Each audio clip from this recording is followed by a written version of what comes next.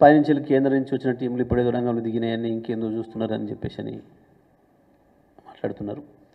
దురదృష్టం ఏంటంటే ఇప్పటికీ కూడా సంఘటన జరిగింది, ఎంత దూరంలో జరిగింది, ఏ ప్రాంతంలో జరిగింది,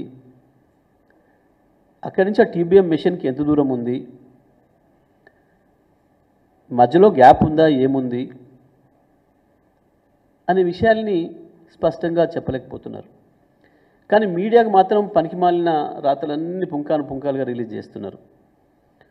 అప్పుడే ఒక ఆయన టీబీఎం మిషన్ పనికిరాదని, అదేదో మొత్తం ఖరాబ్ అయిపోయిందని, ఇక ప్రత్యామ్నాయ మార్గం కావాలని, ఇది మొత్తమే పనికిరాదు ఇంకో వైపు నుంచి వెళ్ళడం వల్లని రకరకాల రాతల్ని చూస్తూ ఉన్నాం.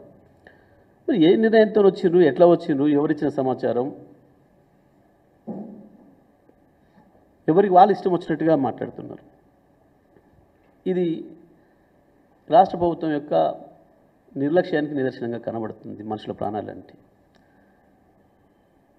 సంఘటన దురదృష్టకరం, చెప్పి జరగదు ఓకే, కానీ ఇక్కడ రాష్ట్ర ప్రభుత్వం ఎంత సీరియస్గా తీసుకుందనే దానికి ప్రధానమైన ఉదాహరణ ముఖ్యమంత్రి గారి ఇవాళ పర్యటన. ఒకవైపు 8 మంది పౌరులు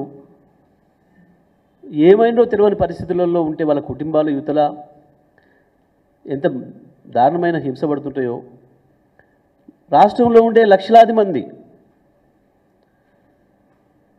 ప్రజలు ఎదురు చూస్తున్నారు. నిమిషం ఏమైనా అప్డేట్ వచ్చిందా, ఏమైనా తెలిసిందా, ఏం జరిగిందని ఇళ్లలో ఉండే మహిళలతో సహా అందరూ కూడా వాకప్ చేస్తున్నారు, అడుగుతున్నారు